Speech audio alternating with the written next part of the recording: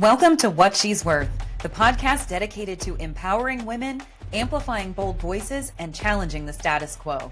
This show offers candid conversations about leadership, career growth, and workplace equity. Featuring inspiring guests from industry leaders to rising changemakers, we celebrate ambition, advocate for equality, and provide actionable tools to help women thrive. Join us as we dismantle barriers, build confidence, and own our worth. Because knowing your worth is just the beginning. Owning it changes everything. Hey everyone, it's Ashleigh and welcome back to What She's Worth. I could not be more excited today because today is our first day with a guest. So this is my first interview for What She's Worth, and let me tell you, it is a good one. I brought on Rachel Walter, and I am so excited for you to get to know her. Rachel Walter is a high-energy change maker who thrives on shaking up the status quo, turning bold ideas into action, and empowering teams to drive meaningful change. With expertise in healthcare, innovation, public health, strategy, and social impact, she bridges gaps, uncovers insights, and designs solutions that leave lasting impact. As founder of Walter Social Impact, Rachel helps mission-driven organizations amplify effectiveness through master facilitation, strategic thinking, and teaming strategies infused with, wait for it, humor and play. Known for her yes you can approach, she creates engaging spaces where people feel inspired to take ownership, collaborate boldly, and turn big ideas into reality. Now, if that doesn't sound like a great first interview, I don't know what does. So without further ado, here's my conversation with Rachel. All right. Welcome to the What She's Worth podcast, Rachel Walter. So excited to be here. Are you? Hello. I'm excited that you're here. First guest? Yes, first guest. I am so excited that you are here today because I could not think of a better first guest for this podcast. So, and I know we have some wonderful things to talk about. You know, I've known you for years, for a very long time. Why don't we start there? Yeah. When did we meet? All right. So I was in the ACE program at FGCU, which is the early college program. I was 16 years old, and you were one of my advisors. 16 years old. So cute. Look at you now. All right. That's the first of like many times that we're going to laugh like over and over and over again. So Have to. Yeah. So, you know, our listeners just heard your bio and I feel like there is so much to go through there. You are such a unique person and I cannot wait for this conversation. So why don't we just go ahead and start Let's do it. by telling me about your career? It's all about shaking up the status quo. So what sparked your passion for driving change? Yeah. Well, so I think, you know, it started when I was a 16-year-old going into the college environment. Think about, you know, where you were as a 16-year-old person and going into college, trying to pick a major, trying to see yourself in a future career. And to me, that was, I'm going to be a doctor. That's just what it was because, you know, there's like these buckets. You're a doctor, you're a lawyer, you're a teacher, you're a firefighter, you're a police officer. And like, that's what I thought career was. And so I was like, all right, I got to pick like one of these guys. And so I picked the doctor. And I was like, I can do it. There was no doubt in my mind that I could do it. So there's no doubt in my mind still that you could do that if you wanted to. Yeah, probably. But so going into college full time as a 16-year-old, I'm going through and I'm like really focused on if I want to be a doctor, I got to have a killer resume.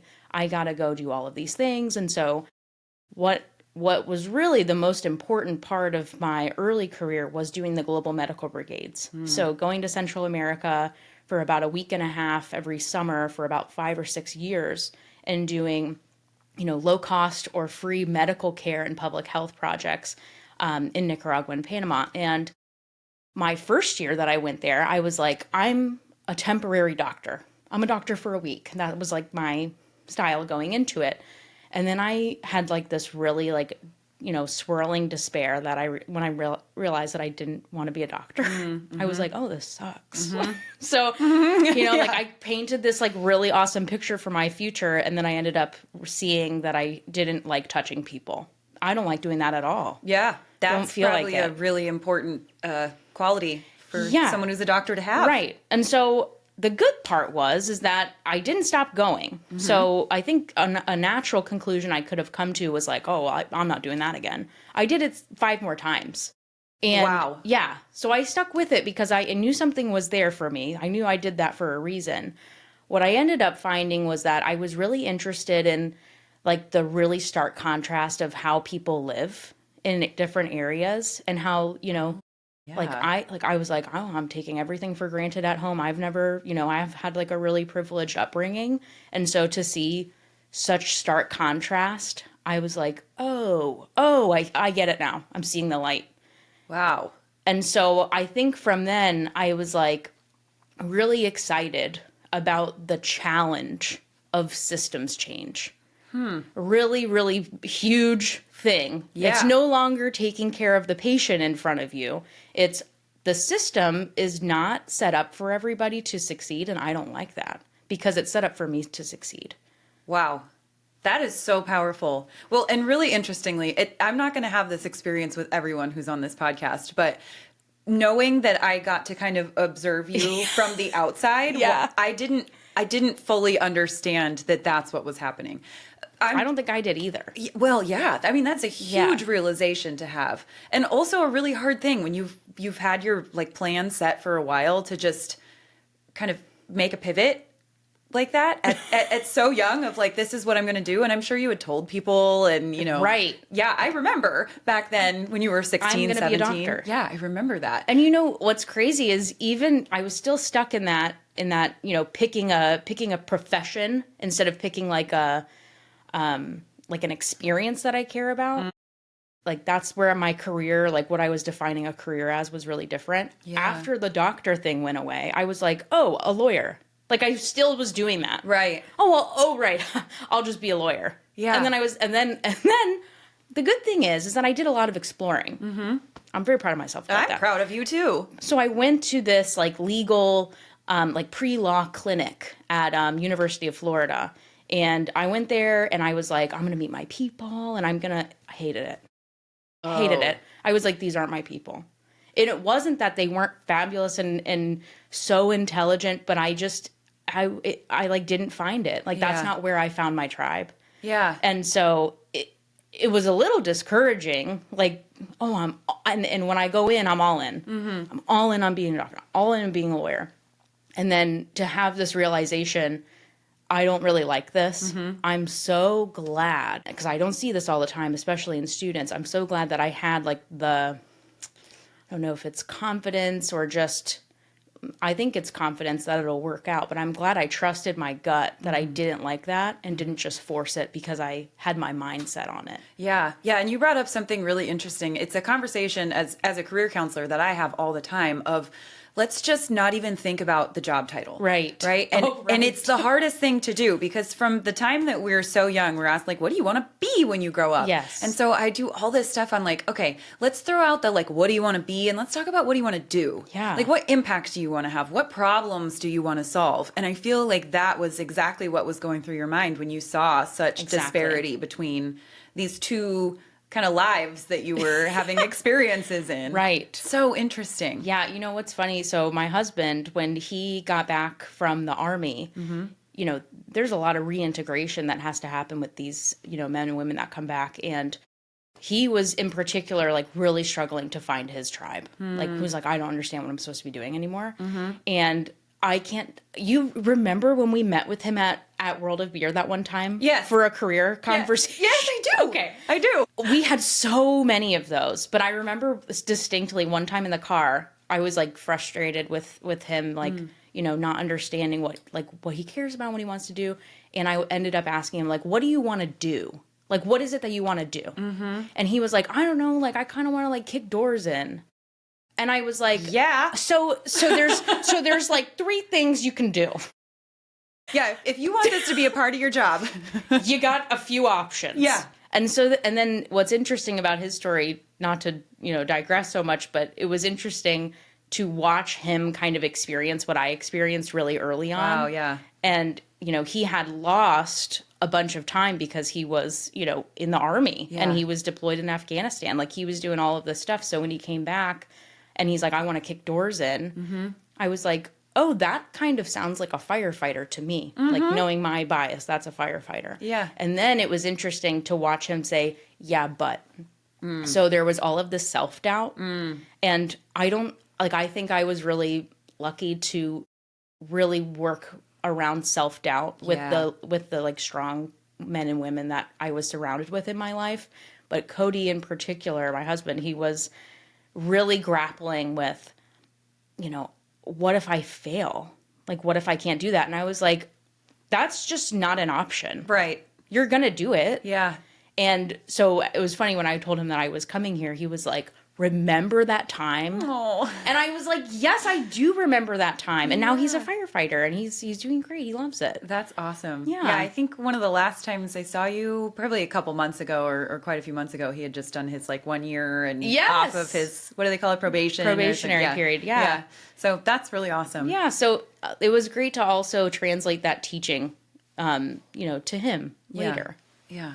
Well, so you, knowing that you had to do all this exploration and these pivots and come to terms with, well, what I told everybody or what I thought I was going to do isn't necessarily happening. I can say that I personally think that you have one of the most fascinating careers and career paths. Oh, good. No, I mean, what you do is just, it's one of, your career is one of those things that, when kids are little, they're not like, I want to be this. When I grow up. Like, Not it's possible. just, it's just not something that anybody kind of knows about or would think about. So you've worked across healthcare innovation, public health strategy, and now you're doing a lot of social impact type stuff. So tell us about your career story and mostly, like, how did you carve out such a unique niche in this particular space that you're in? Right. So my first full-time job was at the university doing internships. So it was actually in the office that you're very familiar with. Yes. Very familiar. Yeah, super familiar. So I was in that office and I was a program assistant. I can't really overemphasize how valuable that experience was to me as a professional, because it was like learning the basics of how to function in an office.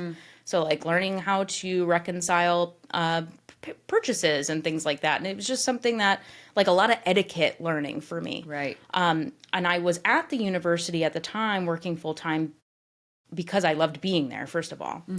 But also I was working on my master's degree, and the university paid for my degree if I worked full time. So that was really nice and a really cool way that I was able to get out of school debt free. And your master's is in? Environmental studies. Okay. We'll talk about it. It's super weird. Great. So it's in alligators, basically.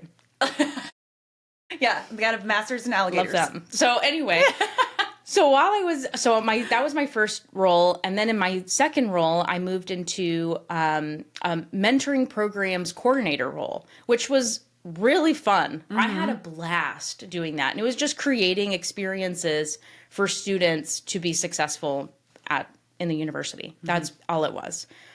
So it was a mix of building relationships, teaching leadership, helping students explore, like that what I did a lot of in my own experience, like teaching that. And I loved that. So at the end of my university career for 2 years, when I finished my master's program, I went to Lee Health, our local regional healthcare system, because that's ultimately what I wanted to do. I saw myself going into healthcare. And so I went into a community outreach role at first, which was super fitting because I was super involved in the medical brigades and local community outreach and research and things like that. So it was a really fitting role. And I was in there for about 2 years. And what I realized there, and this is a trend throughout all of my positions, I've had 6 positions in 6 years at the hospital system. Okay, wow. So we'll get into that. Yes. But in that community outreach role, if we're thinking about like a Goldilocks situation, it was too hot. So it was not enough business for me. It was really fluffy.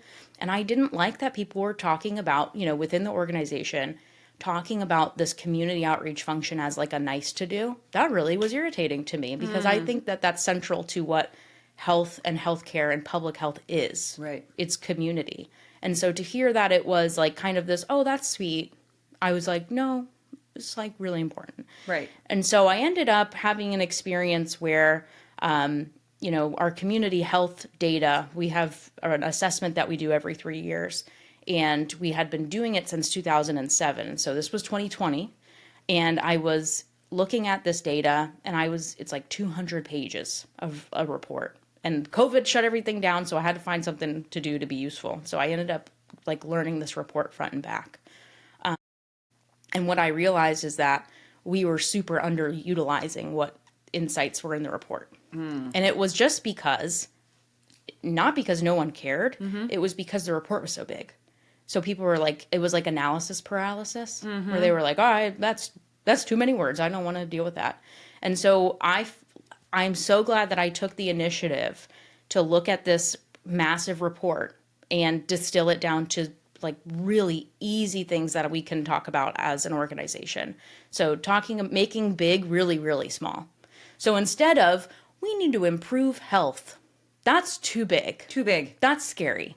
But if I say, hey, we need to improve appointment availability for primary care, especially in this neighborhood, that seems a little bit more manageable. Yeah. So it was just about breaking that down. So I really loved that experience. And so I jumped to my second role in strategic analytics, which was a jump because I was in fluff. I was in too hot, moved to too cold. Okay. So now I'm doing data analytics, and I thought it would be really similar to what I was doing with distilling that report earlier. But it just wasn't. It was very different. It was more about the business, and I wasn't fluent in business acumen. I didn't have business acumen. I only knew community outreach. So while I didn't love the work, I had a really great leader, and I also had a really fabulous learning experience. Probably the best one of my entire career so far was making that jump to where I was the expert to the idiot. Not that I'm an idiot. Yeah. But like I was the one who knew the least, and that's not a comfortable place to be. Yeah. That sucks. That not only are you jumping from into like a completely different pool, but like now you're kind of drowning in it. Now I'm like, oh no, I have to catch up. And this was what was encouraging to me is I can only get better from here. I can only be better than I am right now. That's a powerful way to look at it. It was the best decision I ever made. And when I think about that, I don't think at the time I was like, I know exactly what I'm going to do. I was not being strategic, I don't think.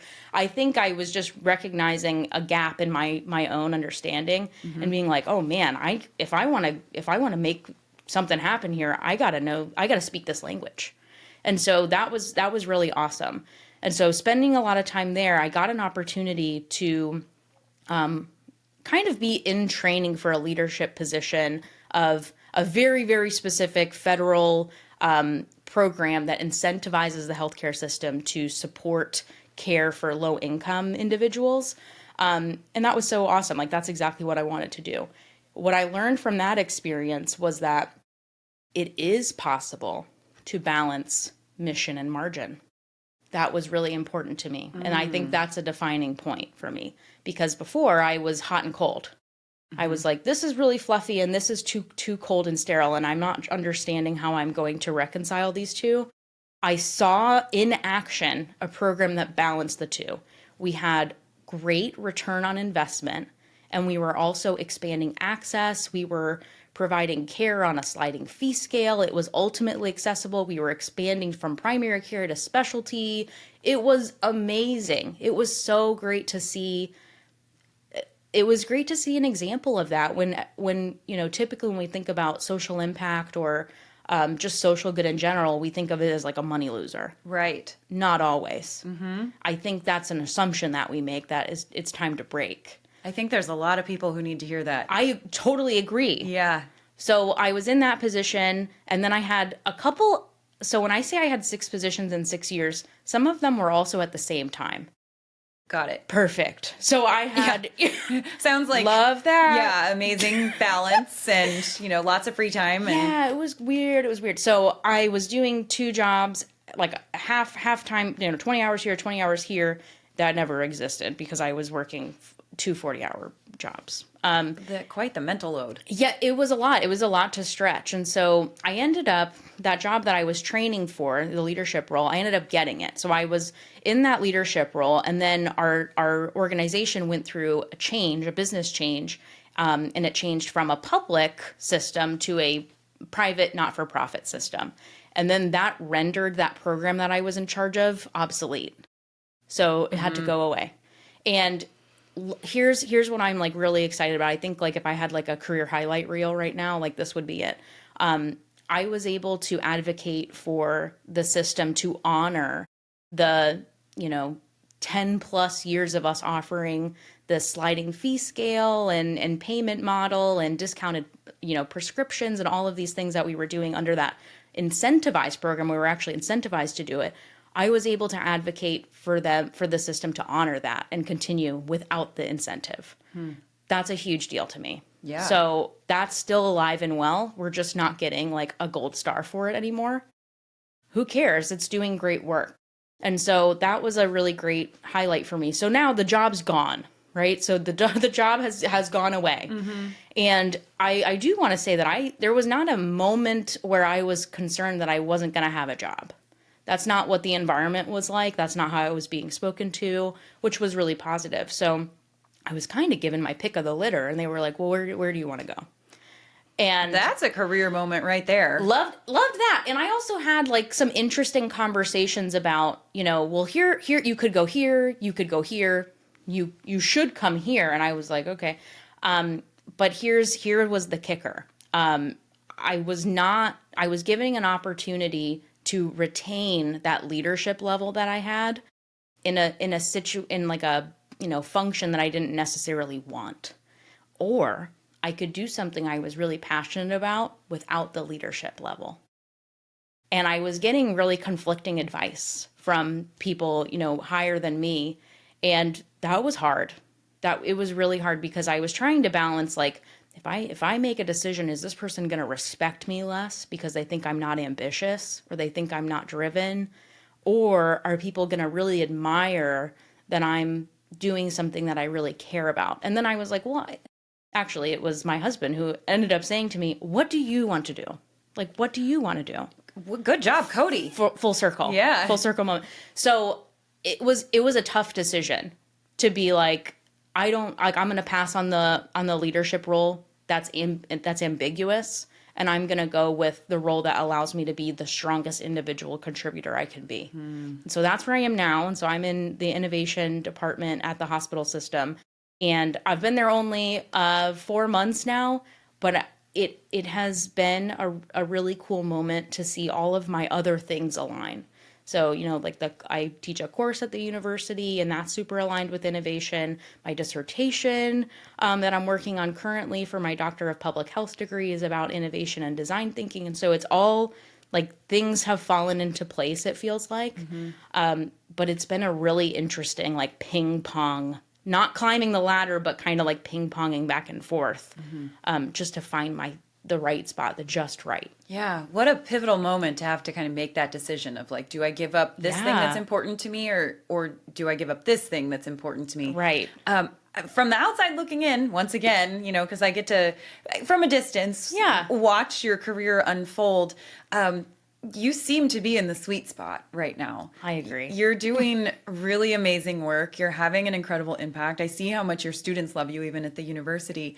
And I don't know, maybe I'm a little optimistic about this, but I tend to think that if you're in a place where both your passion and your skill set are aligning, I think the leadership role is going to come back. Yeah. Other people are it's coming back. Yeah. Other people are watching you, and it might not even be a leadership position that exists now. It might be one specifically in this area where you're excelling. That's true. Because people notice. Yeah. People are noticing. I'm sure your leadership is noticing we got to get Rachel back in a leadership position. So I don't know. I'm calling it. Oh, I'm calling it here. So that comes true. Well, now it's recorded. It's the moment has been marked. Yeah. Well, so interesting to me is that you've said multiple times that it's not an option for this not to work. Yeah. And, here I'm going to be making things happen. And so I feel like so many professionals really struggle to turn any of these bold ideas into action. So what would you say is your process from moving from vision, whether it's, looking at this big report and thinking, how do I break this down into something actionable? Or, maybe it's just, I see this I have this abstract idea. What do I do with it now? So how do you move from vision to execution? Yeah. So I think I can't even answer the question without going back. This is something that I was raised with, like that attitude. You know, my mom's going to listen to this. Hi, Mom. But hey, Mom. she, you know, I would say that I struggled with math when I was in like grade school, and she's going to say, no, you weren't. No, you weren't. It's okay, Mom. But I remember that every day I would come back from school, like every day, we would have like another math class in our kitchen. And so she would be like, all right, like, let's go over the lesson today. Let's figure it out. And it's not that I was like not, I wasn't good at math. It just wasn't taught in a way that I could understand it. I needed it to be put in a different way. Like the traditional thinking in math at the time was not working for me. And so my mom was really good she recognized that. And anytime there was like a mental breakdown, with like a math problem, she's like, you're just going to have to figure it out. Like, there's no use in getting upset because you're just going to do it. And it's so funny thinking about that now because it's exactly how I approach everything. Like, I would say, like, my internal mantra is, like, you'll think of something. Don't worry, you got it. Like, you'll think of something. Mm-hmm. Something will come up eventually. Mm-hmm. And so I feel like I carry that around a lot. The ideas to action is a really interesting thing. And I think you said it a little bit, like reflecting about what we've been talking about so far is like breaking it down, like making big small. I don't think we do that enough. Like we let ourselves get overwhelmed at a problem. And so we see a huge problem, healthcare, access to healthcare. I don't know what that means anymore. That's 100 things. But if you limit it to something like transportation, that's movable. Now I can touch that. I can move that around in my hands. Like that makes sense to me. But access, I don't even know what that looks like. Mm-hmm. And so for me, visual thinking is really helpful. So like, drawing a picture of the problem, which sounds so dumb. It sounds so stupid, but it's so transformative of a solution. If you can just see the problem, you can see what you're working with. It's much easier to be like, oh, well, all right, I see I can move this here. And it'll just make things different, a little bit different. So I think about, turning ideas into action, I would recommend like find what works for you. Mm-hmm. For me, I'm a very visual learner. I have to see it and I have to like hold it in my hands. That might be a tool to use for others. But I think there is a gap, though, which we will talk about later. I don't think there are a lot of resources out there for mission-driven organizations or just professionals in general to understand how to think in such a way that we've never learned. Yeah. Well, speaking of mission-driven organizations, you help them. You help them drive meaningful change now. And in the introduction, talked about Walter Social Impact, right? And so what's the biggest mistake that you see when people try to create that impact? Yeah, so this is actually the topic of my dissertation. I'm aggressively, like, so obsessed with this topic. Here's my observation. I have data to back this up now, too. We don't spend enough time understanding the process. Hey everyone, it's Ashleigh. I just have to interrupt for a second because while Rachel and I were in the middle of this fantastic conversation, I promise it's about to get good, we had some technical difficulties that we didn't realize were happening. So for the rest of the episode, you may hear me or Rachel sound a little funny at times. I maybe sound like I have a cold or a little bit of a lisp, but the conversation was so great that we didn't want to re-record and we didn't want you to miss this content. So please stick with us. I promise you, it's worth it. All right, back to the show.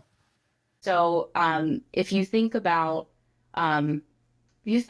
for-profit companies, let's think about Apple. So Apple, they must understand what their customer wants or their bottom line will suffer. Mm-hmm. It's a requirement. It's an absolute requirement. There's no way around it. It's called research and development. It's just a process. Right. They have to do it. Focus groups, people come in, they try on the products, they do experimentation. And then if you think about the mission-driven space, that's not necessarily happening. There's no R&D department in a nonprofit. Right. And so what tends to happen is that, and let's not forget that nonprofits are struggling. Like they have limited resources. They're pretty reliant on grant and donor dollars. They always have like limited staff. You have all the staff wearing 100 hats. There's not time. And so what tends to happen is that these people that work in nonprofits who are really passionate about the cause, they end up just relentlessly like putting effort towards a problem, which could be developing solutions that aren't really solving the problem. So, like there's a really common example with this about like food pantries. So if you go to, like a grocery store and they're like, oh, we're doing a food drive, canned food drive for, unhoused people. Okay, great. I'm going to go to the can aisle and I'm going to buy a bunch of cans and I'm going to give it to them. Okay. The problem is often that there's like, if the person doesn't have a can opener, then those are not useful things. Yes.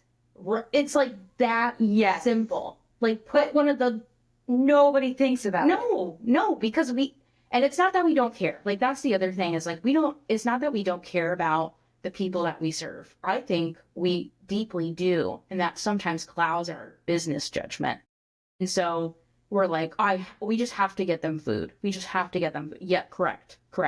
But if you do it in a way that doesn't allow them to use the food, what did you just do? Right. What's the point? What happened? So for me, like, and there's 100 examples of this, right? Like, putting this happened recently, putting a technology solution in a community where you're making an assumption that they don't have any internet access. This is a really common assumption. Like we're talking about underserved populations, and then we immediately go to, they have no phones and no internet. That's not always true. Right. It's actually, I think our Lee County numbers is like over 90% of the population has access to broadband and mobile devices. When we think about, oh, well, I'm just going to put this technology solution in an area where I'm assuming there's no internet access. Did you ask anybody about that? The answer is 90% of the time, no. Wow. So it's living in the problem, and we can recognize that that's uncomfortable. We don't want to live in the problem. Mm-hmm. That sucks. We're always trying, as humans, we're seeking out comfort, and it makes us feel better to like come up with solutions. Yeah. Why would we just talk about the problem all the time? Yeah. It makes sense. But when your solution is not effective because you didn't understand the problem or you didn't recognize all the assumptions you're making, that's why the needle isn't moving anymore. Right. Wow. Yeah. That's really something that I myself am not proud of saying. Like, I haven't dived that deep. We all do it. Yeah. That's so fascinating. Yeah. So think about that next time you're going to buy canned food. Always buy a pantry. Yeah. But I think that we can all apply this to our own careers, our own problems, our own workplaces too. We don't want to talk about the problem. We just want to fix it. But let's talk about the problem in a way that it's going to break it down to become actionable. I think you also mentioned that sort of in the last question too, of like moving from vision to execution. If it feels too big to do, just keep breaking it down until you can move that needle. Right. A needle. One needle. Right. If I used an example about this before with students, and it was really helpful. Imagine if you were you're moving your house, all your stuff somewhere, and you have a big chest of drawers, like dresser.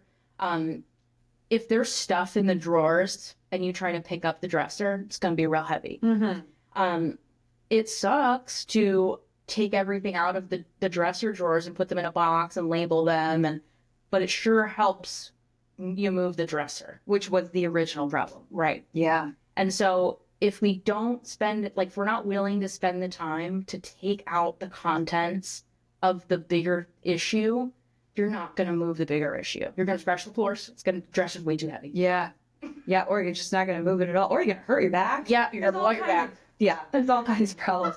Can you tell I'm in my, anyway, yeah, gonna hurt your back. Yeah. So let's say that we have someone listening who has an idea, who has broken down this problem, who sees, some solutions here and wants to implement them, but change making often comes with pushback. Always. So change making always comes with pushback.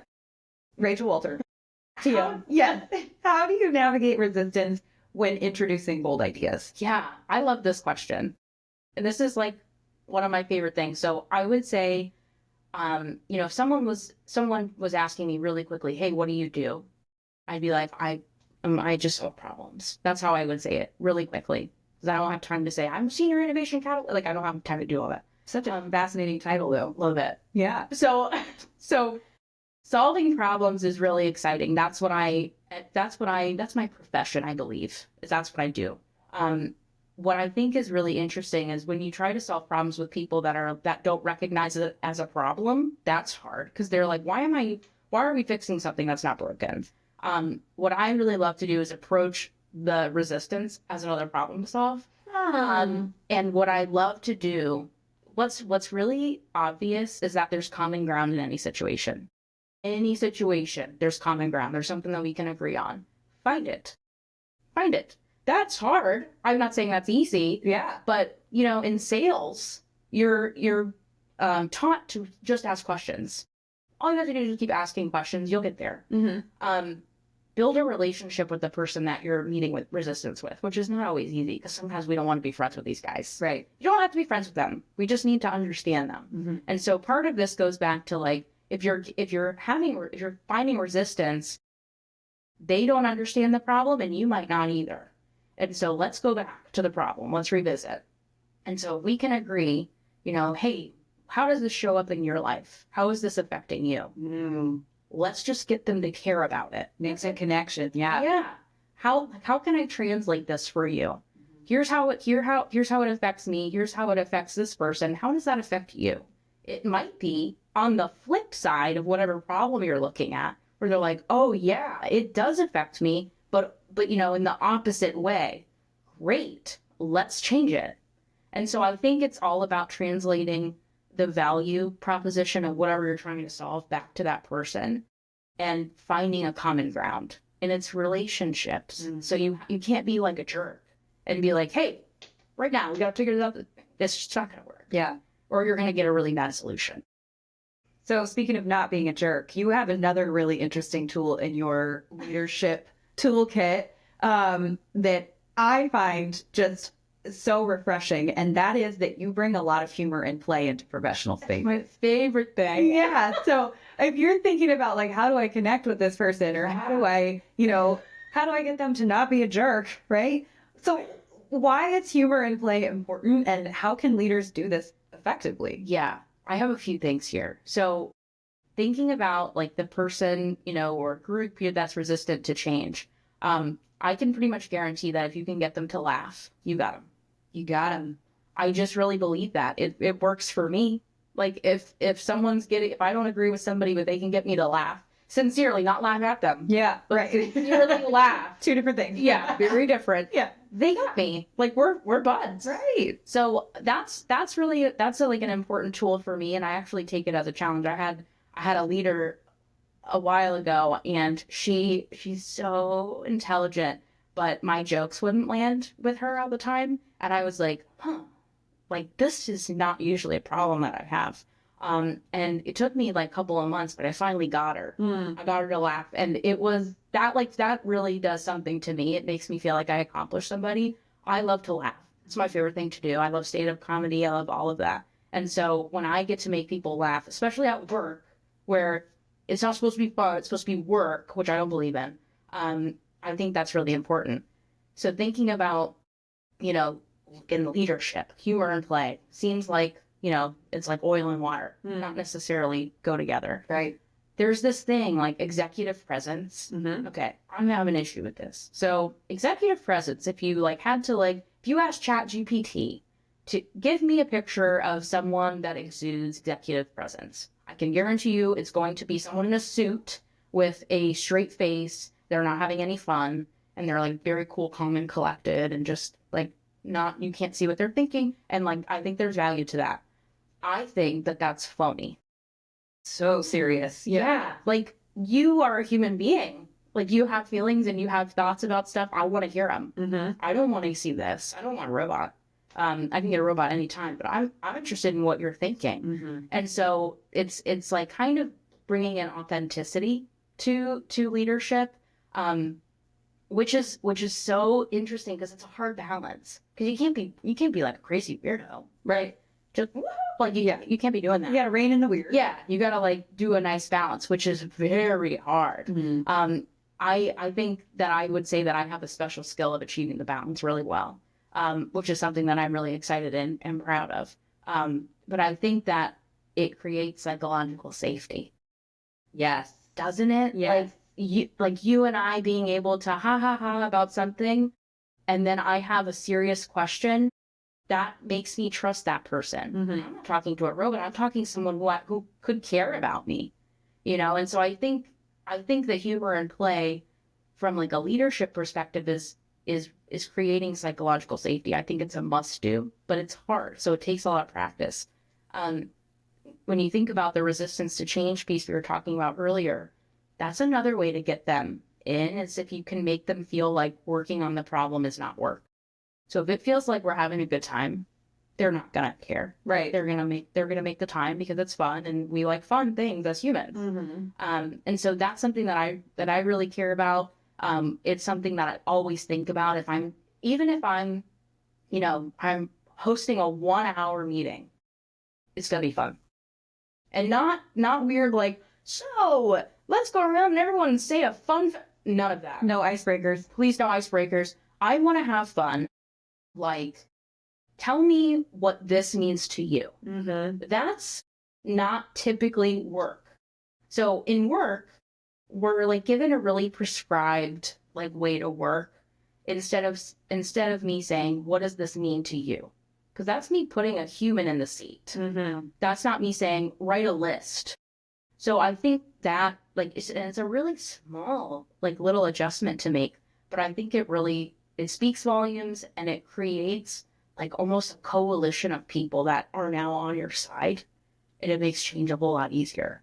Yeah, you've really made me think about this concept a lot more, especially in kind of prepping for this conversation that we're about to have, and looking back and doing some reflecting on it. I kind of two ways that this stands out to me. Yeah. One, what you mentioned about if it becomes fun to work on something together, you're more likely to have buy-in, better collaboration. And I've noticed that there are certain projects or certain meetings that I'm like, this is my favorite part of my week, right? Even though it's a meeting and there's things to get done, the people in the room and the way that we have fun doing it will make me look forward to it. But the other way that I've found this to be really helpful or intriguing is that, I'm someone who used to be a lot more afraid of conflict than I am now. I feel like I'm not conflict avoidant anymore. I'm kind of like, okay, well, we've got to get through this, right?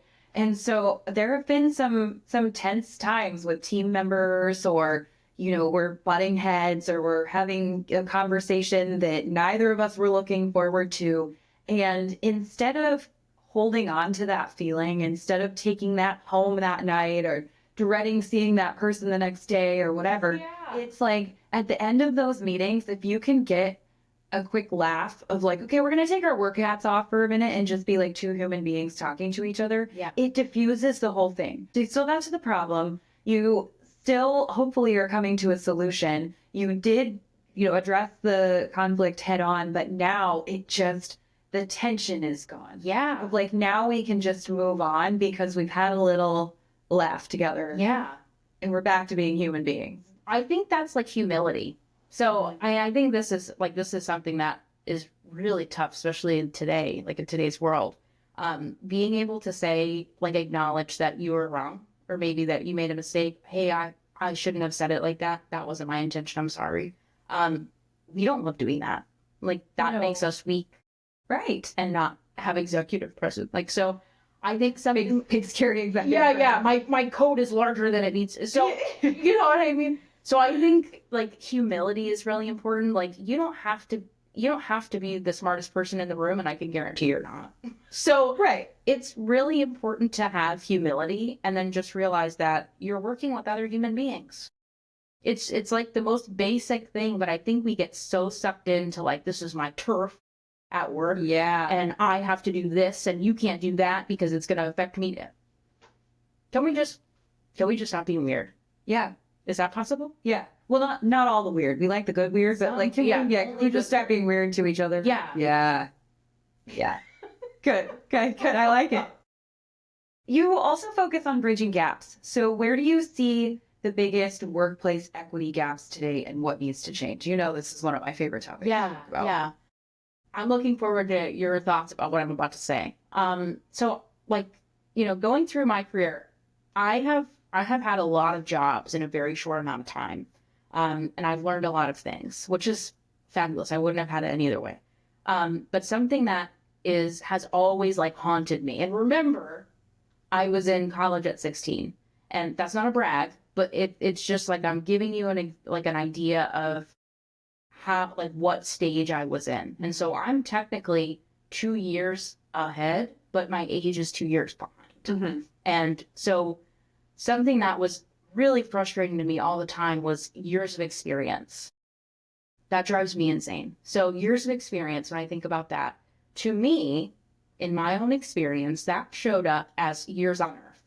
So years of experience was it was a placeholder for actually years on earth. So where I was 16 and I had all of these experience, let's put me at 18. So now I had 2 years of going through medical brigades in Central America. I had so much leadership experience, but to the workforce, I'm seen as, you just graduated college. Right. Or no, high school. Right. High school. You're a high school student. I'm like, no, I have experience. Right. And I learned so much, and I feel like I was able to articulate that, but there was like a stigma about age. And it was so confusing to me because I was like, what am I doing wrong? And so, something that I tend to do is not discount, applicants that come in that are fresh out of college. Great. Absolutely not. Yeah, I think that's refreshing. And if you think about, an industry as weird as healthcare and as challenging as healthcare, we need all of the non-jaded perspectives, creative opinions as possible. Like it requires diversity is what it needs. Diversity, perspective, everything. And so something that I think really needs to change is the way that we look at experience. Yeah. And I see a lot of literature going around now, and I know you know this, about like changing it from experience and education, like degrees, to like skills. Yeah. Skills-based hiring. Right. There's a lot of that. A lot of talk about that. I feel that is my opinion for the solution of the problem. Yeah. I wish we would pay more attention to skill and not skill like, look what I can do with my pencil, like not that. Yeah. But like even valuing the soft skills, which are power skills, not soft skills, but valuing those things. Who's able to have a conversation here? Who's able to make a connection with this person I can't get along with in this department? Right. Are you kidding me? That's how we're going to move forward. But a lot of the times we're like, no, that person didn't have the degree I was looking for. And you missed a person that could have solved your problem. Yes. Yeah. So this is a conversation I have quite often, especially with students or with, clients who are career changers who are, thinking, well, I don't have any experience in it, but I really want to do this. And you're so right. If we just look at age and education, it doesn't give the full picture. And even experience is something that a lot of people undersell themselves for the experience that they do have because it maybe wasn't paid. Yeah. Right. But especially college students and fresh grads and, the population that you're talking about, if I pose it to them as not your work experience, but your experiences that you've had, your professional experiences, I don't care whether you were paid or not. I care if, you were doing a long-term service project. I care if you were doing, research in a classroom. I care about those types of things. But then you get out and you'll find that a lot of HRs, if they're looking for specific number, like years of experience, they're doing all these like math problems. Well, this person worked part-time here, and so that's 0.5 filtered out a year of experience. Or if you've got a year of, you get filtered out based on that. I actually tried to hire somebody early last year, And Char was like, no, absolutely not. And I'm like, they worked in this department. It was like, well, they don't need the years of experience. And I was like, as the hiring manager, I'm telling you, I would like to talk to them based on the experiences that they are bringing. But you're right, the skills that they have. Yeah. And what you were talking about, even those like power skills and stuff like that, those are things that I think a lot of people, like, you learn those through experiences. Right. They're not necessarily taught in the classroom. I mean, we can wax, poetic about them all day if we wanted to, or, whatever it might be. But those are things that are brought to the table where I can teach you hard skills. Yeah. I can teach them to you. Right. I've had some recruiters who are in, say, like financial advising or financial planning, and they're like, I can teach you about all the products. I can teach you about finance. I can teach you the numbers. What I can't teach you when you come in to apply for this role is how to communicate with other people. Can you carry a conversation? Right. Can you connect with other people? And that's what I would call some skills-based hiring. And then we've got some skill development in the areas where we need to fill in some gaps. Totally. Yeah. I strongly agree with that. Yeah. The other thing I would say here, so, when we think about, like the gender part of workplace equity, like that's always really tricky. And for me, I'm really lucky to say that I don't know if I don't know if I could point at an experience, or many experiences where gender was an issue. Mm-hmm. I'm very, very happy to say that. However, I did have something recently that I heard, which was so confusing to me, and I can't wait to tell you about it. So I heard, it was a rumor, so who knows? But I heard a rumor that we had a person, a leader, say, Rachel Walter never wears skirts. And it was a man. Oh, I don't like that. I don't like that either. And like, to dissect that a little bit, it's not that this person said, isn't it crazy that Rachel always wears pants? Mm-hmm. It was the recognition of something I don't wear. Yeah. So there's something there. There's definitely something there. And when I raised this with, a few leaders that I trust, and it was, we're laughing about it. It's funny. Like, that's so funny, but it's super weird and inappropriate. But the concept of executive presence came up again, where it was like, well, in this executive presence definition that I'm expecting the women to be in skirts. I don't know why that would be, but isn't that insane? And so, thinking about that, knowing that I feel quite confident in how I show up at work, it made me stop and like think about stuff. It made me say, oh, should I wear skirts? Like, should I be wearing? And then I realized, no, I don't wear skirts because I don't like them. Yeah. Yeah. Not something I want to worry about. But it's like that kind of stuff that, things that I really don't need to be wasting my time thinking about just took up more time in my life. Yeah. And so now I'm like hyper aware, not so much now, but, for a few like weeks afterwards, I was like hyper aware of like how I was showing up and like why that person would say that and what that means for like my career growth and things like that. And that was just such an unnecessary thing I needed to carry. Yeah, I think that's an excellent point to bring up. It's that maybe it seemed like, when you're talking yourself out of like, was that something that I need to pay attention to? Yes. But the amount of time that you mentally and emotionally had to spend on that, Right. that right there is an inequity of even just having to think about it. Yeah. Of would my executive presence be more powerful if I showed up in a skirt because of this one comment? Right. Yeah. That's such an interesting story. I mean, I hear a lot of these stories. I right? bet. Well, and I've lived my own as well with podcast, audience. We'll get there someday. But, it sounds like you had a few strategies to kind of work through this you could talk to other people, you consulted with other people, you consulted with yourself, which the reflection piece, I think is huge, where you just decided this is not worth my time thinking about. And I'm glad that it's not actually affecting your career. I'm okay. But it's affecting you. Yeah. And so, I mean, do you have any other strategies that you can think of that if, women, especially in leadership roles, which you've been in, are facing any of these systemic barriers? Like, is there anything that you have used beyond consulting or, to break through? Yeah, so I would say the main one for me is find safety, like find your safety people. And that could be men or women. It doesn't matter. Absolutely. I have both and I have a lot of them. So I've like sought out people, and mostly in the beginning it was, hey, I really admire how you do this.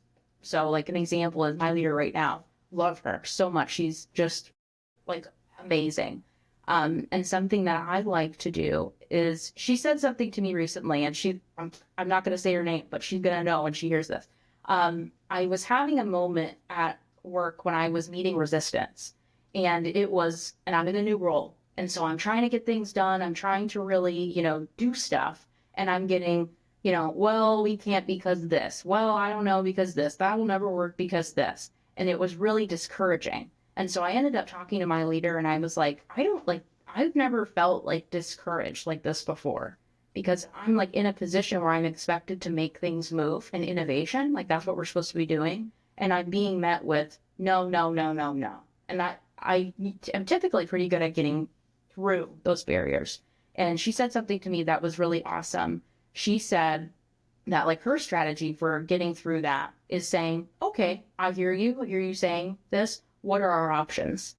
And I thought that that was so simple, but so powerful. I've seen her do it live a few times. And it's really crazy to watch the other person start fixing the problem that they said was not possible. Right. Yeah. And so like, that's what I really find in like breaking down barriers is finding safety.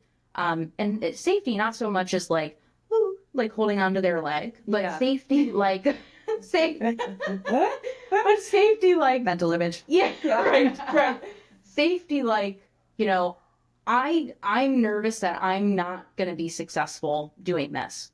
What do I need to do? Help me. And so finding a safe place for that weakness that you share, that moment of vulnerability is not going to be exploited, but that person's going to lift you up. And so I'm so grateful to have so many people, you included, in my life that I can be like, oh man, like this problem is so big and it's not one I can break down by myself anymore. Yeah. I need your help. Yeah. And so I think that is really helpful. And I think, other barrier breakers is like, it's the reflection piece. I think I'm a really good reflector. I spend a lot of time thinking about stuff. And so I think reflecting on the problem, not obsessing over the problem, that's not good, but reflecting on the problem. Why is this making me upset? Why did that person show up like that? Is this normal? Like going through those steps, that's really helpful to like kind of break it down and understand, what this actually looks like and how I can move forward. Yeah, that's great. And a lot of those times when you're feeling like you're getting a lot of no's or you can't move a needle or I'm expected to do this, but it's not happening for whatever reason. I think a lot of us could feel a little powerless at that point or can start to feel a lot of that self-doubt. So are there ways that you think that you can, women can reframe self-doubt into confidence? Yeah, I love this question. So back to, childhood. This was something that I was raised with. You're going to figure it out. There's not an option where you're just not going to figure it out and you're going to fail forever. Shout out mom again. Yeah. Thanks mom and dad. And dad. Love you. So, we also love dad. So I think something that is really important here is, and so let me brag on my dad for a second. So my dad has like the ability to fix anything in the world. He can fix it, so I remember one day we got back from vacation when I was really young and we had no water, like no running water in the house. And it was because something happened to the water tank outside. It was pitch black. It was storming, thundering, lightning. My dad's like, I'll be right back. Fixes it in 30 minutes. We have running water in the house. Wow. It's just like a crazy cool guy. Yeah. So, I think, when I'm thinking of like reflecting on my dad and what I've inherited from him, my dad has like a really obsessive personality about like just in determination. I'm determined to fix this and we're going to do it. There's not an option where we're not going to fix it. I don't care how long it takes. We're going to do it. I am like that as well. So I obsess over things, not in a negative way, but I'll obsess over something because I'm so determined to get it done. So where there's a situation where, I'm not sure if this is possible. I'm not sure if I'm going to be able to get through this. Yeah, you can. you don't have another option. Yeah. So I think then, while recognizing that that's part of just my like internal thought process, I think a lot of that is finding like a coalition of people that you're comfortable with to help drive you forward, give you the motivation that you need. But I think, you know, a lot of it is like the confidence that you have in yourself that you're going to do it. Because if you think about it, like all of us can like just take a minute and think about how far they've come. And, you know, someone that I work with said this to me recently, and it was really helpful. It was back when I was having, like about 6 months ago, and I was having crazy career stuff. You know, I was like, oh, like this is going to be horrible. And he was like, you know, what's interesting about that is like, if we looked at life as like behind at the start of all of these hurdles, imagine like life is just like a track of hurdles. We would be like, oh no, No, thank you. that sucks. Yeah. But in fact, you're not at the start. So if you're in, like, let's say we're at the end and you look back and you're seeing all of these hurdles that you just did, that's encouraging. And so I don't think enough of us spend time recognizing how far we've come and what we've been able to achieve in the past. And we're like constantly just living in the moment, which is great, but also not reflecting and carrying forward learning. That's tough. Like, we got to be better at understanding how awesome we are and how great we're doing and how that's going to carry us forward. So for reframing, I think it's about making the problem smaller. It's not that bad. We're just going to make it really small and we're just going to fix it. But then it's also about reflecting on, you know what, this isn't as bad as this that I had in my past, or, you know, I was able to solve this. This isn't going to be a problem. Yeah. So I think it's just more about, you know, it's a lot of reflection again. And then thinking about, it's not an option for me not to do it.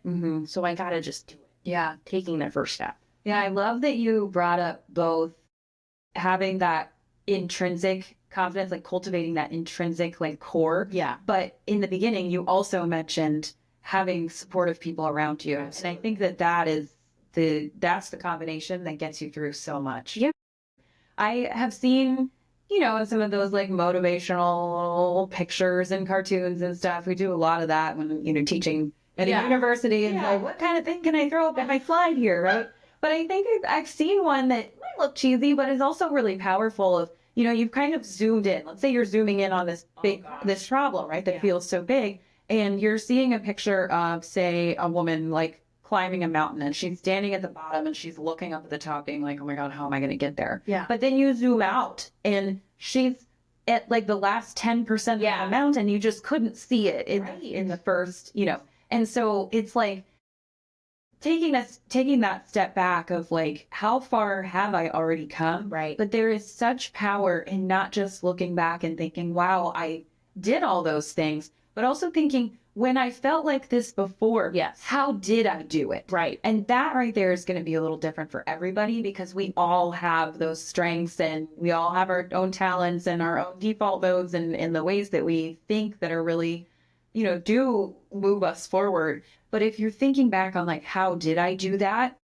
Now all of a sudden you have the tools where it's like, oh, I did this, this, and this. And now you look back at the current problem and you're like, what if I did this, this, and this? Yeah. And I think that's come up a few times in this conversation, which I love, of whether it was, you know, now I'm asking, what are my options here? And now this person is solving the problem. Or even when you were talking about, oh, I can't do math. And your mom was like, well, you're going to, right?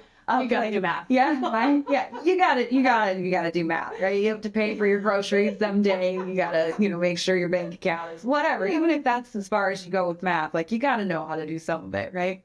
But one of the most powerful questions that I have found, which I think you kind of brought up here, and I ask this a lot in career counseling when someone says, well, I would love to, but I can't. I always ask, well, if you could, how would you? Right. And for some reason, you know, it's actually a very small percentage of people that look at me like, I know what you're doing here. Yeah. But most of the time they're just like, well, if I could, I would probably do this and I would probably do this. Yeah. And all of a sudden I'm like, well, great. You just made a plan. So let's write it down so you don't forget. But honestly, that's one of the like most powerful questions of if you could, how would you? Yeah. we all know the answers. Right. Or we all know where to get the answers. It's like, well, I don't really know, but I guess I could ask this person. Great, go do that. Let's go do that. Yeah. And I think that's a really powerful way to kind of reframe of like, I'm Totally agree. overwhelmed, I'm doubting myself, but if I could do this, Yeah. how would I? Well, and you know what is so interesting? So there's another thing about, the innovation, like design thinking mindset. Problem to solution is not linear. But we think that way as humans. We're like, here's one problem. There's one right solution. We're all doing that. There's one right, perfect solution. That's not true. There are 100 different solutions that you could pick from, but it depends on how you want to go about it. What style you have. And I think that's something that we do often is like, we have a problem. Well, I can't do that because this. Okay, which route are you trying to take? Because if there's a gorge between you and the problem, Yeah. I can understand why you're saying that. Right. But are you missing the bridge? Right. Did you forget to look to the left? Yeah. And find the, like, that's what I notice all the time is I'm just like, oh, you're standing the wrong way. Like, Yeah. New perspective. turn around. Right. It's right there. Yeah. I love that. I love that. And sometimes I know we're using the metaphor of a gorge and a bridge or whatever. Yeah. Sometimes it's our own perception of like, well, I have to do it this way. But is that the way that's authentic to you? Like, is that the way that you could most easily or effectively do this, right? Because we're trying to solve problems the way it works for other people, but not for us. Absolutely. And so that brings to me to one of the things that I always think of when I think of Rachel Walter is authenticity. So interestingly, we've talked many times throughout this conversation about bringing your humor into the workplace. Yeah. And, that executive presence looks like this, but I don't look like that. Yeah. Right. And so how do you maintain your authenticity while still building credibility in such high stakes industries like healthcare? That's important. Yeah. So you can't be a goof all the time or people aren't going to think that you know anything. Right. So I think something here for me is clarity. So if I can speak clearly and articulate a problem, that's how you build credibility. Mm-hmm. But also understanding that credibility comes from relationships and how you treat people, Mm-hmm. which is really interesting because if you think about credibility just like on its face, it's like, how much do you know about this topic? But that's not all it is. Yeah. Because there are experts that we don't trust as a people. We're like, well, no, because I don't like that guy's eyebrows. Right.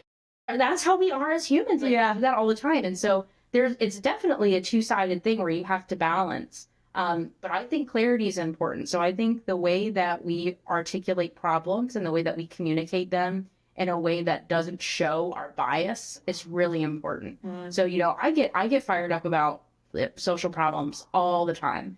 And I could be really passionate about something that I want to happen. But if I'm trying to actually get it done, I need to put that to the side. Mm-hmm. And so where there's authenticity, where you can be really passionate, you also have to clearly explain the problem and the system of the problem so that you don't immediately lose credibility because they're like, oh, well, you just really care about that. And so I understand why you're saying. So now people are dissecting your argument and they're discrediting it. Uh-huh. And so I think there's a really healthy balance there. And I really think it comes down to communication style. So, understanding where your biases are, being able, we have this thing about assumptions, like making assumptions is really bad. No, it's not. We're really smart to make assumptions because that's how we move forward. We need to survive. Hello. It's a survival tactic. We need to be able to make assumptions to move forward without complete information. We're not ever going to have perfect conditions to make something happen. Yeah. Never. And so assumptions are really important. Where they get dangerous is when you don't call them out. Right. Really dangerous. So, we're making the assumption that this community needs this because they don't have internet access. Well, now we just wasted a bunch of money and a bunch of trust because we didn't deploy a solution and understand the problem correctly. Right.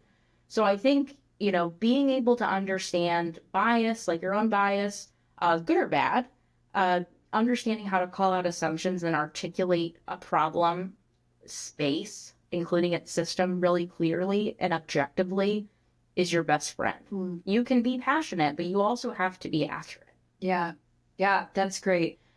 When I think of authenticity too, I also think of you have to be a little vulnerable, right?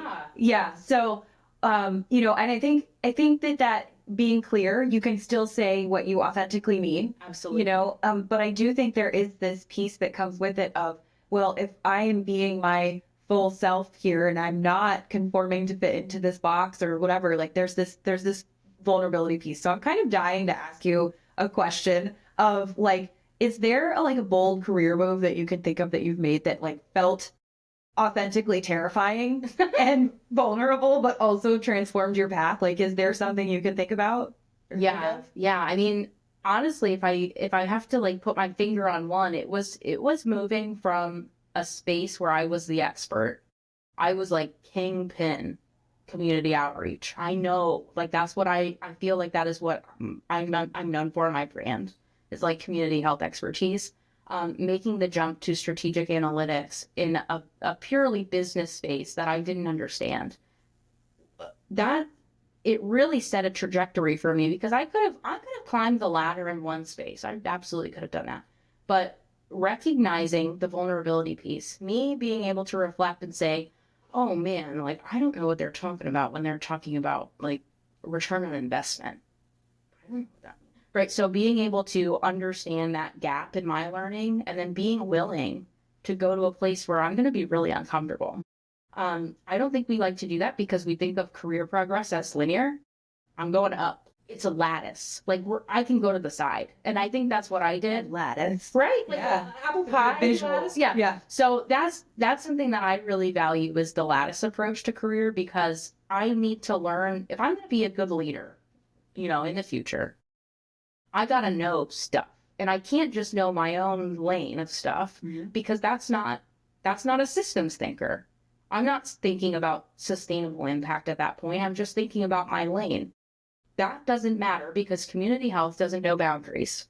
It doesn't know what lane you're in. You have to care about all of it. And you have to be able to balance things like, financial viability and consumer desirability and things like that. And if you're only in one lane, you're just going to miss it. You know that Ferris Bueller quote, like, if you don't stop to look around once in a while, you might just miss it. Yeah. I live by that. Yeah. I think that's so important. Like, take your blinders off.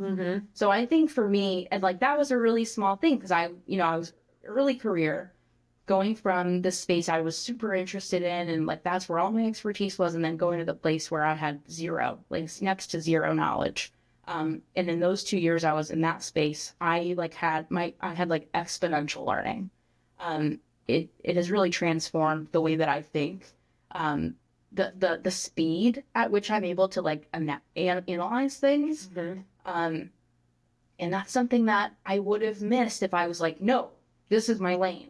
This is my space. I don't believe in that. I really think that it's all my space, and I need to learn as much as possible from the experts if I'm going to be useful. Right. Yeah. Yeah. While you were talking about the lattice, it was making me think of how many people that I have worked with who are seeking out a career counselor because they feel like they're on the wrong ladder, right?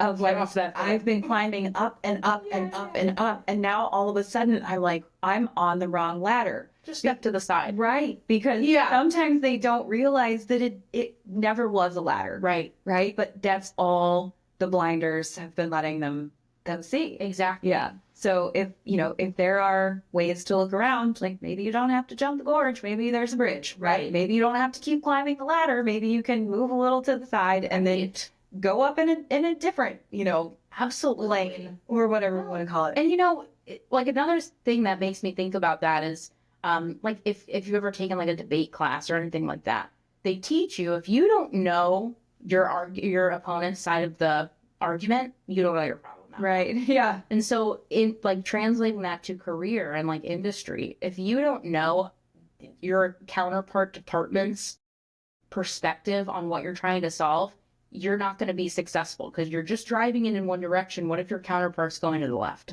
Right? Like we just don't know. And so being able to understand that you can move around, and maybe you should move around to get a broader perspective and be able to appreciate different perspectives, that's going to take you further ultimately. Right. Yeah, that makes sense. Well, so speaking of leaps and moves and all kinds of, Yeah. moving in different directions, you started a business. I did. Yeah, and I'm really excited to talk about it. So let's wrap up on this note. So talk a little bit about starting a business, because that is definitely a leap. Like, what made you kind of take that jump? I know you're still fully employed at Lee Health, right? Correct. But you've also kind of started something on the side. So where are you in the process, and what challenges have you faced? Yeah. So What is it? Tell us what it is. Yeah, this is so exciting. So this is not something that I intentionally did right off the bat. It's an interesting story. Um, I this is how it started. So I was called in by a friend. So I had a friend that was working with a group of community organizations on like just not solving a problem, but like creating a project, like, doing that. And she calls me and she's like, hey, like these guys are trying to solve a problem, but they can't agree on what the problem is. And I was like, huh, classic. Classic. Absolutely love that. Something I see all the time. And so she's like, I don't like really know what to do. Can you come in and like just help me? And I didn't know what that meant, but I was like, sure. So my friend, I'm going to do that. So I went to the meeting, and I'm sitting there and I'm watching like these really intelligent professionals have a different perspective about what problem they were trying to solve. It was clear that they were like in the same like problem space, but they were like, well, I'm over here and you're over here, and we need to talk. So I ended up like just saying in the meeting, oh, you guys just need a logic model. Like, you guys, I see what's happening here. You just need a logic model to better organize. And so in my true fashion, I bring out a whiteboard on wheels, and I'm drawing on the whiteboard like a logic model, which is a really simple tool. It has like your inputs, your outputs, your outcomes, and it just helps you see what you're trying to put together. And so I'm like facilitating this, ad hoc workshop. And I'm like, okay, where are we trying to go? What's the impact? Let's agree on where we're trying to go before we think about what the problem is. And so, or what the solution is. And so, they're like, well, like, we care about this. And I'm like, we all agree on that? Common ground immediately. Perfect. Great start. So, working backwards in the logic model, like, right to left, which is how I like to approach logic models, but we read up to right. So I'm working through that. And at the end of the solution, we had a really clear implementation roadmap for what they were trying to solve, which was so exciting to me and to the group. And so after that workshop, which I thought nothing of, because I do that stuff all the time, apparently the participants of that workshop was talking to leadership of the community foundation, and they were like, wow, like, this was so awesome. Like, I never thought about it this way. And so that leader reached out to me and said, hey, can you come run like a formal logic model workshop for the region's nonprofits? And it's my friend. So I'm like, yeah. I'll be there. Tell me the day. And she's like, great, send me your rate. And I was like, I was gonna like do that for you as a friend. Yeah. And she's like, no, like, you're a professional. Like, you have something to offer. Amazing. Isn't it? Yeah. She's awesome. So now I'm in this position where I'm like, oh, I don't really know I don't know what that means. Like, what's my rate? I don't know. Like, what do I charge? So I'm like going through all of these process. I remember calling you about it. I remember calling some of my doctoral colleagues about that. And they were like, here's what I do. Here's what I do. So I ended up creating this package, and I had over 75 people register. Wow. For this workshop. And it was my first one. Wow.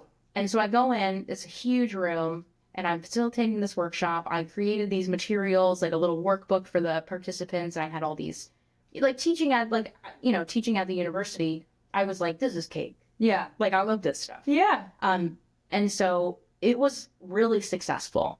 It was really, really successful. So then I'm thinking, oh my gosh, this is for a logic model? Like, I can do so much more than a logic model. Wow. Yeah. And so I'm starting to think about, all of the things that I could infuse. And then thinking about the class I teach at the university, I was like, oh, I can just adapt what I offer to students for nonprofit professionals. And then it started, connecting back to my observation that we don't think about the problem enough. And I was like, oh, like, I could create a service to address that issue that I observed. Wow. So that was like the niche part, like, coming all together. I was like, I can create a solution to a problem that I observed to level up social impact by bringing play, authenticity, and visual thinking services to mission-driven organizations. This is so cool. So that's Walter Social Impact. Yeah. And it's so exciting. It's really new.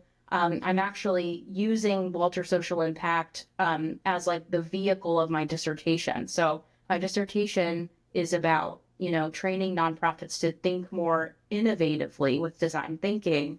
And it's part of my package that I'm offering through my consulting. Wow. So what I'm really hoping for is a great workshop coming up in April. And then being able to use that as a launching pad, because I'll have a lot of data that's backing up whether that was successful or not, and a bunch of other insights about, what I observed and what the participants learned. Yeah. Wow. What a cool business.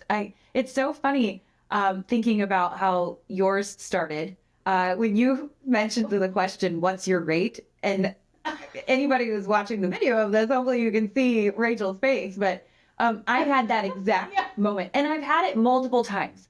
So, I have 2 businesses on the side now, and one of them is a private practice for career counseling. And the way that I started that business was someone who had taken one of my classes and then graduated from the university reached out to me and said, hey, I would love some private career counseling. No longer affiliated with the university, doesn't have the same resources that they would have if they were there. And they were like, how much do you charge? And I was like, I don't know.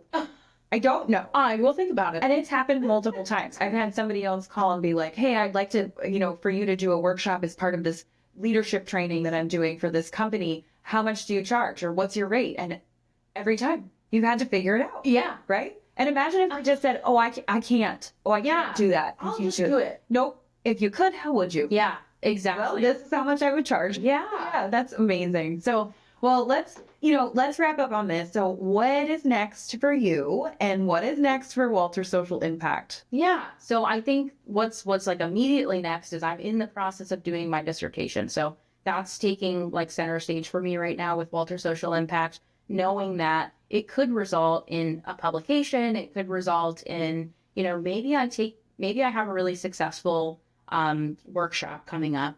And I can go to other areas or other organizations and offer, here's what just happened over here and here were the results. Interested? Yes, no.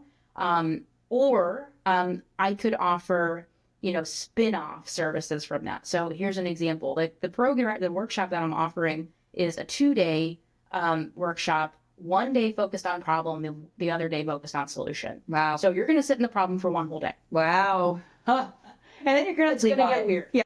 And so, and then you'll come back the next day and then we'll have a clearer understanding of the problem. So then we can start thinking about solutions. So clearly breaking up problem and solution is really important to me in this space.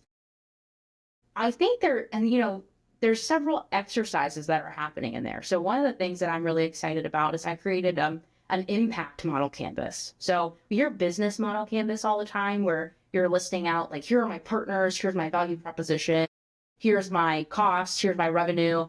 And I think that's important so much. But what I think gets lost in translation is nonprofits don't think of themselves as a business. That doesn't resonate.